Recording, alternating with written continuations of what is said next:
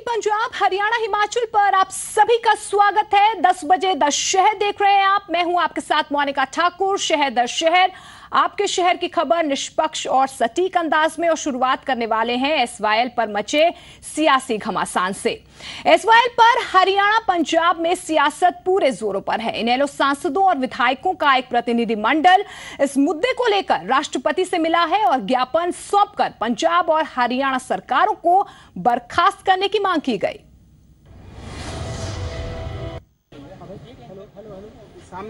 SYL की लड़ाई एक बार फिर से राष्ट्रपति के दरबार में पहुंच चुकी है। कांग्रेस के बाद आईएनएलडी ने भी पंजाब और हरियाणा सरकार को बर्खास्त करने की मांग की है। हरियाणा विधानसभा में विपक्ष के नेता अभय चौटाला ने दोनों सरकारों पर संविधान की अवहेलना का आरोप लगाते हुए कहा कि पंजाब ने सुप्रीम कोर्ट के आदेशों के बावजूद पंजाब विधानसभा में पानी न देने का विधेयक पास करके सीधा कानून को चुनौती दी है, जबकि हरियाणा सरकार नहर को भरने का काम शुरू होने के 2 दिन बाद जागी और सुप्रीम कोर्ट में याचिका डाली। संविधान की बात को भी स्वीकार करने के लिए कांग्रेस, पंजाब के भाजपा और कांग्रेस और अकाली दल मानने को तैयार नहीं थी। सरकार 3 दिन तक कोई काम नहीं किया, बैठी बैठी देखती रही। पंजाब के लोगों ने उस नहर को, जो 95% हमारे हिस्से की वहां बनी हुई थी, उसको मिट्टी से टाप दिया गया। इसलिए हमने दोनों इश्यूज के ऊपर डिमांड करी। हक है, अपनी गल अगे रखने का भी हक है, लेकिन मैं मानता हूं कि पंजाब सरकार लोगों की चुनी हुई सरकार है और जिन्होंने लोगों ने उस सरकार को चुनिया है, उन्होंने लोगों के हितों की राखी करने वास्ते पंजाब सरकार अपना रोल प्ले कर रही है। केवल इतना ही नहीं, अभय चौटाला ने एक बार फिर से दोहराया कि एसवाईएल के मुद्दे पर जिस तरह से अकाली दल का स्टैंड रहा है, उसके बाद अकाली दल के साथ कोई भी रिश्ता नहीं है। आईएनएलडी ने इस पूरे मामले में केंद्र के रवैये पर भी सवाल खड़े किए। वहीं अकाली दल ने पलटवार करते हुए कहा कि पानी की रक्षा के लिए वो कोई भी बड़ा फैसला ले सकते हैं। हमने तो उसी दिन ये फैसला कर लिया था कि अब हम राजनीतिक तौर पर इनसे अलग हैं। इन जगह के उत्ते साडियां सरकारां, चाहे वो पंजाब है, चाहे हरियाणा है, चाहे केंद्र की सरकार है, इस करके मैनूं उम्मीद है कि आने वाले समय में कुछ ना कुछ कदम चुके जाएंगे। एसवाईएल की लड़ाई का दायरा अब 2 प्रदेशों के सियासी दायरे से निकलकर राष्ट्रपति और सुप्रीम कोर्ट के दरबार पहुंच चुका है। दोनों प्रदेशों की सभी पार्टियां सियासी लाभ हानि को ध्यान में देखते हुए सियासत खेल रही हैं, लेकिन ये खेल इतनी खतरनाक ना हो कि जिस पानी ने आग को बुझाने का काम करना था, वो आग में तेल का काम करने लग जाए, क्योंकि पानी लोगों की भावनाओं के साथ जुड़ा हुआ है। पंकज कपाही, जी मीडिया, दिल्ली। पंजाब हरियाणा के बीच एसवाईएल का विवाद अभी ठंडा भी नहीं पड़ा कि जम्मू कश्मीर के पूर्व सीएम उमर अब्दुल्ला ने पंजाब से अपने हिस्से का पानी मांगकर नई बहस छेड़ दी है। उमर ने थीन डैम में सालों से लटके पंजाब जम्मू कश्मीर के समझौते को जल्द लागू करने की मांग की। थीन डैम, उस पे हमारा बैराज बनना है, उस बैराज का हमें पानी आना है। एग्रीमेंट भी मेरे ग्रैंडफादर के वक्त में साइन हुआ, तब से लेके आज तक हम इस पानी का इंतजार कर रहे हैं। जम्मू कश्मीर के पूर्व मुख्यमंत्री उमर अब्दुल्ला के इस बयान ने पंजाब के लिए नई मुसीबत खड़ी कर दी है। हरियाणा के बाद अब नेशनल कॉन्फ्रेंस ने पंजाब को थीन डैम समझौते को लागू करने के लिए कहा है। उमर अब्दुल्ला का कहना है कि थीन डैम के लिए जम्मू कश्मीर ने भी जमीन दी थी और समझौते के मुताबिक उन्हें भी पानी और बिजली मिलनी चाहिए थी, लेकिन सालों पुराने इस समझौते को अब तक अमल में नहीं लाया गया है। इस डैम के पानी के नीचे जम्मू कश्मीर की जमीन आई, लेकिन इसका ना हमें बिजली आता है ना हमें पानी मिलता है। हम उम्मीद कर रहे हैं, और ये हमने बार बार ये मसला इंटरस्टेट काउंसिल में भी उठाया है, कि किसी न किसी तरह पंजाब को अपना जो किया हुआ वादा जम्मू कश्मीर के लोगों के साथ जो वादा है उसको पूरा करना चाहिए। केंद्रीय वित्त मंत्री ने परमानेंट ट्रिब्यूनल बनाने का सुझाव दिया था। केंद्र सरकार को इस मसले पर संजीदगी के साथ सोचना होगा, क्योंकि मामला लोगों की भावनाओं के साथ जुड़ा हुआ है। दोराहा से हरप्रीत सिंह के साथ नेहा सलारिया, जी मीडिया, चंडीगढ़। बीजेपी अपने 2 सालों की उपलब्धियों को जन जन तक पहुंचाना चाहती है और उससे पहले तैयारियां भी शुरू कर दी गई हैं और इसकी जिम्मेदारी सौंपी गई है प्रदेश इकाइयों को।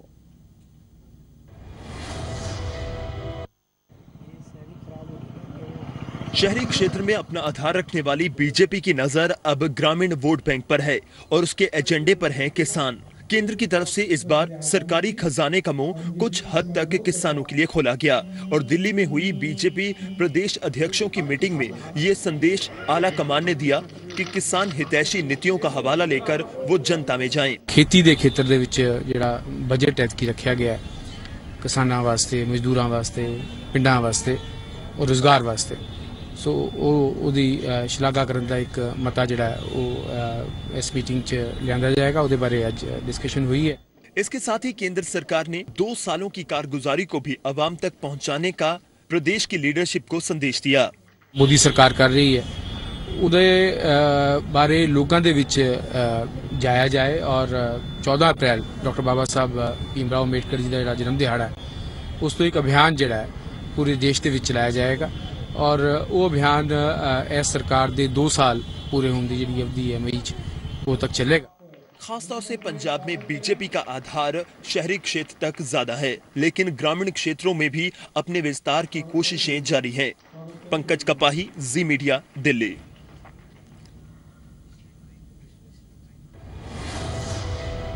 खबरों में आगे बढ़ते हैं। डायरेक्ट विद दिनेश में एसजीपीसी अध्यक्ष अवतार सिंह मक्कड़ की ओर से केजरीवाल पर किए गए वार पर सुच्चा सिंह छोटेपू ने पलटवार किया है। छोटेपू ने दावा किया कि अरविंद केजरीवाल मक्कड़ से 1000 गुना ज्यादा समझदार हैं। बता दें कि मक्कड़ ने केजरीवाल की पंजाब के मुद्दों को समझने की काबिलियत पर सवाल उठाए थे। केजरीवाल मक्कड़ होना 1000 टाइम इंटेलिजेंट है, ज्यादा पढ़ा लिखा है। सुच्चा सिंह छोटेपुर केजरीवाल को अवतार सिंह मक्कड़ से 1000 गुना ज्यादा समझदार देने वाला ये बयान उस बयान के जवाब में आया जिसमें अवतार सिंह मक्कड़ ने केजरीवाल को पंजाब के हालातों से अनजान बताया था। दरअसल जी पंजाब हरियाणा हिमाचल के खास प्रोग्राम डायरेक्ट विद दिनेश में एसजीपीसी अध्यक्ष अवतार सिंह मक्कड़ ने केजरीवाल पर निशाना लगाते हुए कहा था कि वो पंजाब के हालातों के बारे में नहीं जानते। जब यह सवाल फरीदकोट पहुंचे आम आदमी पार्टी के पंजाब कन्वीनर सुच्चा सिंह छोटेपुर से पूछा तो उन्होंने अवतार सिंह मक्कड़ पर निशाना लगाते हुए तीखा जवाब दिया। केजरीवाल साहब जो है ना, वो पंजाब की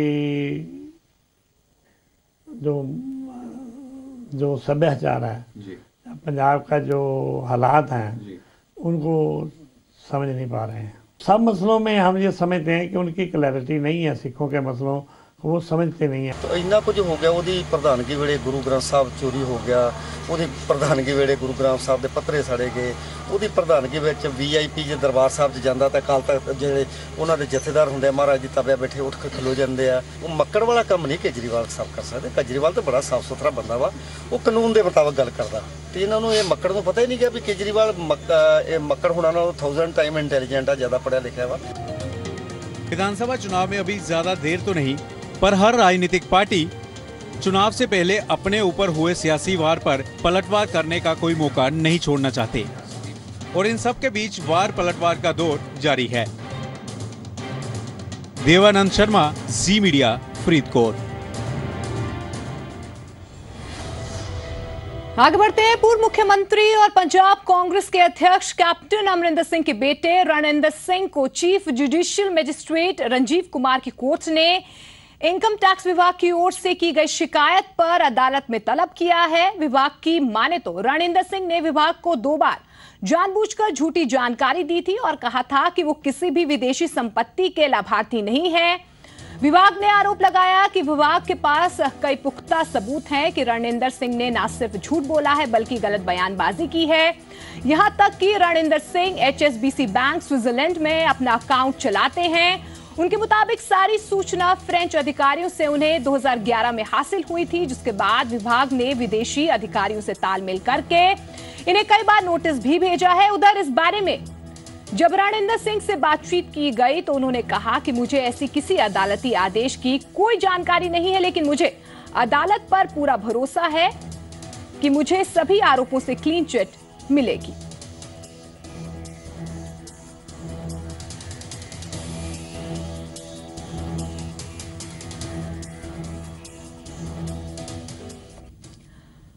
आगे बढ़ते हैं, खबरें हरियाणा से लेते हैं। जाट आरक्षण को लेकर आज दिल्ली में जाट नेताओं ने मुख्यमंत्री मनोहर लाल खट्टर से मुलाकात की है। इस दौरान केंद्रीय मंत्री संजीव बालियान भी मौजूद रहे। बालियान ने भरोसा दिलाया कि सरकार अपना काम सही तरीके से कर रही है।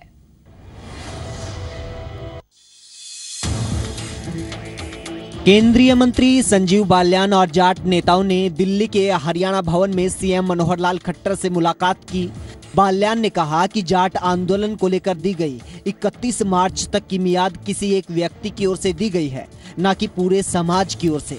साथ ही उन्होंने शांति बनाए रखने की अपील की और भरोसा दिलाया कि सरकार अपना काम कर रही है। हरियाणा में शांति बनी रही, सरकार अपना काम कर रही है। कम से कम इन लोगों के माध्यम से जनता में बात जाए कि कुछ लोग जो छोटी छोटी बातें करते हैं, अल्टीमेटम और ये बातें, तनाव फैलता है उन बातों से, तनाव ना हो। सब लोगों को उसी बात के लिए आज मुख्यमंत्री से मिल रहे हैं। वो डेडलाइन समाज की नहीं थी, किसी एक व्यक्ति विशेष की थी। उसको मीडिया ने समाज की कह के चलाया, वो गलत बात है। अगर कोई एक व्यक्ति कुछ बात कहता है तो सारे समाज का प्रतिनिधित्व नहीं करता। समाज के प्रतिनिधित्व करने वाले लोग, खाप चौधरी, आरक्षण संघर्ष में से जुड़े लोग आज यहाँ मौजूद हैं, तो किसी एक व्यक्ति की बात को समाज की बात ना कहा जाए। उधर जाट आरक्षण आंदोलन के दौरान हुई हिंसा की हकीकत जानने के लिए बनाई गई प्रकाश सिंह जांच कमेटी ने सोनीपत के दंगा प्रभावित इलाकों का दौरा किया और पीड़ितों से बातचीत की। दुकानदारों ने कमेटी को अपना दर्द बताया और पुलिस सहायता समय पर नहीं मिलने की शिकायत की। 3 बजे करीब हमारी दुकान सेफ थी। उसके बाद जो है ना, लोगों ने कहा जी आपकी दुकान को शटर कट गया और उसमें आग लगा दी गई है। जो ही हम वहाँ से आए देखने के लिए तो आग लगी हुई थी। तो जैसे ही हमने शटर थोड़ा सा ऊपर किया, ऊपर करते ही देखा तो इतने 200 आदमी उपद्रवी भी आए और हमारा सामान जो है लूट के ले गई। कितना नुकसान हुआ? लगभग 9.5 लाख रुपए गए। उन्होंने दुकान के बारे में पूछा था भी कब की बात है, तो पुलिस कार्रवाई हुई या नहीं हुई। किसी भी प्रकार की कोई कार्रवाई नहीं हुई और अभी तक कोई मुआवजा नहीं आया हमारा। मैंने बता दिया, ऐसे सिलेंडर उठा के फेंक दिए, बाजार लगा दिए हमारी दुकान में। हम भाग गए यहाँ से। दुकान में आग लगी है जी। पुलिस आई? पुलिस क्या, पुलिस नहीं आई, पुलिस स्टेप नहीं आई। बाद में पुलिस आई है, उसके बाद पुलिस कहाँ पहुंची। जांच कमेटी के अध्यक्ष प्रकाश सिंह ने बताया कि कमेटी दंगा प्रभावित हर इलाके का दौरा करेगी और 45 दिनों के भीतर सरकार को अपनी जांच रिपोर्ट सौंपेगी। रिपोर्ट तो अभी पूरा 45 दिन का टाइम लिया है। अभी तो हम लोग केवल मौका मुआयना कर रहे हैं और स्थिति का जायजा ले रहे हैं। सर, गोहाना में बहुत सारे लोग आपके सामने आए, एक बात नहीं, सबने अपनी अपनी पीड़ा बताई। सबने अपनी जिसका नुकसान हुआ, सब लोगों ने अपनी पीड़ा बताई। उधर हरियाणा सरकार लगातार इसी सत्र में जाट आरक्षण पर बिल लाने की बात कह रही है, लेकिन बिल किस तारीख को लाया जाएगा ये अभी साफ नहीं है। ब्यूरो रिपोर्ट के साथ राजेश खत्री, जी मीडिया, सोनीपत।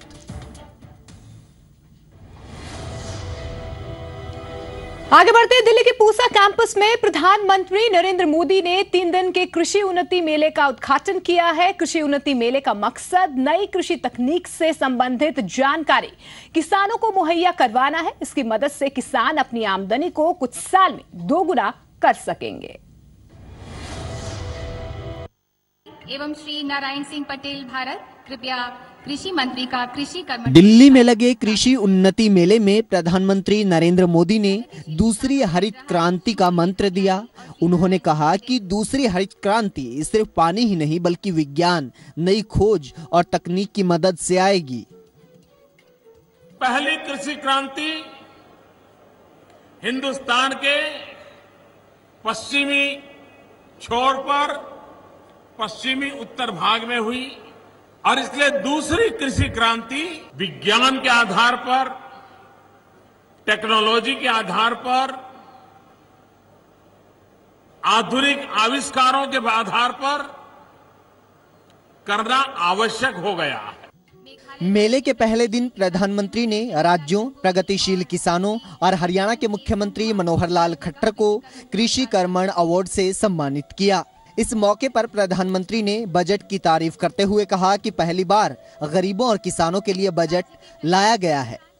बड़े लंबे अरसे के बाद एक ऐसा बजट आया है जो पूरी तरह गांव, गरीब और किसान को समर्पित किया गया है। जब भारत की आजादी के 75 साल होंगे, क्या हम हमारे देश के किसानों की आय 2 गुना कर सकते हैं क्या? प्रधानमंत्री ने लोगों से पानी बचाने की अपील करते हुए कहा कि पानी हमारे लिए भगवान का दिया हुआ सबसे बड़ा तोहफा है, इसे बचाने की हर कोशिश की जानी चाहिए। ब्यूरो रिपोर्ट, जी मीडिया। खबर हिमाचल से लेते हैं। हिमाचल प्रदेश के मुख्यमंत्री वीरभद्र सिंह ने एक बार फिर से केंद्र सरकार से अपनी नाराजगी जाहिर की है। इस बार उन्होंने नीति आयोग को लेकर अपनी असंतुष्टि जताई है। केंद्र सरकार ने प्लानिंग कमीशन खत्म कर नीति आयोग बनाया। दावा किया गया कि इससे राज्यों को काफी फायदा होगा, लेकिन नीति आयोग के सदस्य और हिमाचल के मुख्यमंत्री वीरभद्र सिंह ऐसा नहीं मानते। उनका कहना है कि नीति आयोग से उनको फायदे के बजाय नुकसान हुआ है। जो प्लानिंग कमीशन था पहले, उसको खत्म करने से जो है वो राज्यों को बहुत नुकसान हुआ है, क्योंकि नीति आयोग वहाँ पर है। मैं स्वयं नीति आयोग का मेंबर हूँ, मगर नीति आयोग जो है सक्षम नहीं है कि वो राज्य सरकारों की मदद कर सके। पत्रकारों से बातचीत में मुख्यमंत्री वीरभद्र सिंह ने कहा कि बेमौसमी बारिश की वजह से हुए नुकसान की रिपोर्ट जल्द ही तैयार कर ली जाएगी। ये रिपोर्ट केंद्र सरकार को भेजनी है। बेमौसमी बारिश हो रही है, उसको लेकर सेंटर ने मांगी है रिपोर्ट स्टेट से। हम भेजेंगे रिपोर्ट। अभी हमने रिपोर्ट जो है हम राज्य के कई भागों से मंगाई है, तब हम उसको संकलन करके उसको जो है उसको भेजेंगे। हिमाचल में बारिश की वजह से फसलों को काफी नुकसान हुआ है। ऐसे में मुख्यमंत्री वीरभद्र सिंह भी मानते हैं कि उन्हें केंद्र से मदद की दरकार है। ब्यूरो रिपोर्ट, जी मीडिया। शिमला और सोलन के बाद अब चंबा जिले में भी पीलिया ने अपने पांव पसार लिए हैं। चंबा के 4 गांव में 2 दर्जन के करीब पीलिया के मामले सामने आ चुके हैं।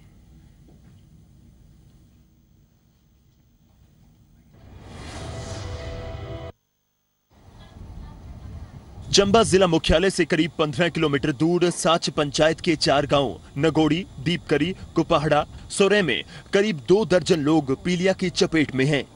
लोगों का कहना है कि उनके पानी के स्रोत खुले हैं, इसी वजह से वो बीमार पड़े हैं। खुले स्रोतों के बारे में कई बार प्रशासन से भी गुहार लगाई गई, लेकिन किसी ने सुध नहीं ली। ये सर नगोड़ी हो गया, दीपकरी हो गया, कुपहाड़ा हो गया और सुराय के भी हैं और द्वारुआ के भी हैं सर। तो अभी जैसे जैसे पता चल रहा है दिन ब दिन निकलते रहे, 15-20 दिन ब दिन निकल रहे हैं। कोई चंबा जा रहा है, कोई प्राइवेट क्लिनिक में जा रहे हैं। हमारा जो ये पूरा एरिया है ये पीले के चपेट में आ गया है। करीब 20-25 लोग जो अभी पीले से ग्रसित हो गए। सूचना मिलने पर जिला स्वास्थ्य अधिकारी की अगुवाई में स्वास्थ्य विभाग की टीम ने प्रभावित गांव का दौरा किया और रोगियों के खून के सैंपल लिए। हमने यहाँ से वाटर सैंपल उठाए हैं और मेरी आरपीएमसी टांडा में भी बात हुई थी और वहाँ हम जो है लोगों के जो सफरर हैं जो 4-5 सैंपल मरीजों के लेकर के वहाँ हेपेटाइटिस ई और ए की आइडेंटिफिकेशन के लिए भेज रहे हैं। पानी और खून के सैंपल लेने के साथ स्वास्थ्य विभाग की टीम ने लोगों को एहतियात बरतने की सलाह दी है। शिव शर्मा, जी मीडिया, चंबा। आगे बढ़ते हैं। पिछले कई दिनों से हो रही बारिश और ओलावृष्टि ने खेतों में फसल के साथ साथ किसानों की उम्मीदों पर भी पानी फेर दिया है। मौसम की इस बेरुखी से इस बार गेहूं का झाड़ काफी कम होने का अंदेशा जताया जा रहा है।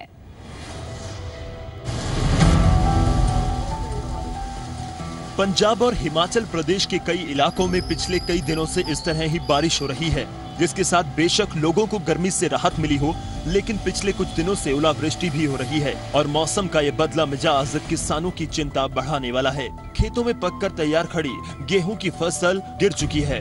मौसम जानकारों के मुताबिक ये बारिश और ओलावृष्टि गेहूं के साथ साथ सब्जियों की खेती के लिए भी नुकसानदायक है। मांग करते हैं सानू फसलों का मुआवजा दिता जाए। साढ़े फसलों बहुत नुकसान हुआ, ओले पे ने बारिश हुई है, ओले पे ने कणकां साड़ियां ढह गई सारियां फसलां। बारिश ज़्यादा पैन नाल ज़्यादा नुकसान होया, नाले बर्फ ऐन पैन नाल ज़्यादा नुकसान होया गया। कितना नुकसान होया गया सर? ये जी काफ़ी एरिया देख लो पानी खड़ा है। वही परेशान किसान सरकार से मुआवजे की मांग कर रहे हैं। हैवी जी ओलावृष्टि हुई है, ਉਹਦੇ ਕਰਕੇ ਅਸੀਂ ਦੇਖਿਆ, ਅਸੀਂ ਵੀ ਖੇਤਾਂ ਵਿੱਚ ਜਾ ਕੇ ਦੇਖ ਰਹੇ ਹਾਂ ਕਿ ਵੀ ਫਸਲਾਂ ਦਾ ਬਹੁਤ ਭਾਰੀ ਨੁਕਸਾਨ ਹੋ ਗਿਆ। ਮੇਰੀ ਪ੍ਰਸ਼ਾਸਨ ਅੱਗੇ ਇਹ ਬੇਨਤੀ ਹੈ ਤੇ ਕਿ ਵੀ ਜਲਦ ਤੋਂ ਜਲਦ ਜਿਹੜੀ ਹੈ ਫਸਲਾਂ ਦੀ ਵਾਢੀ ਤੋਂ ਪਹਿਲੇ ਗਿਰਦੌਰੀ ਕਰਵਾਉਣ ਤਾਂ ਕਿ ਜਿਹੜਾ ਹੈ ਉਹ ਫਸਲ ਕਿਸਾਨਾਂ ਨੂੰ ਜਿਹੜਾ ਉਹ ਜਾਇਜ਼ मुआवजा है वो टाइम से मिल सके। सरकार बेशक गिरदावरी के बाद मुआवजे का भरोसा दे रही है, लेकिन हमारे कृषि प्रधान देश का ये एक बड़ा और कड़वा सच है। देश का पेट भरने वाला अन्नदाता हमेशा मौसम पर निर्भर रहता है और नुकसान होने पर उसे सरकार की ओर देखना पड़ता है। अजय महाजन, जी मीडिया, पठानकोट। लुधियाना में नशे के खिलाफ लोगों को जागरूक करने के लिए एक अनोखी कोशिश की गई है। शराब के ठेकों के बाहर दूध बांटकर लोगों को नशे से दूर रहने की अपील की गई। इस बुलेटिन में फिलहाल इतना ही, लेकिन जाते जाते लुधियाना से ये रिपोर्ट देखिए।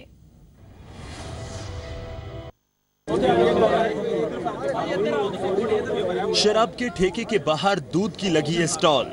संदेश देने की कोशिश है कि नशे को त्यागिए और स्वस्थ रहिए, और ये संदेश खुद बॉडी बिल्डर्स दे रहे हैं। तस्वीरें लुधियाना के कीप्स मार्केट की हैं।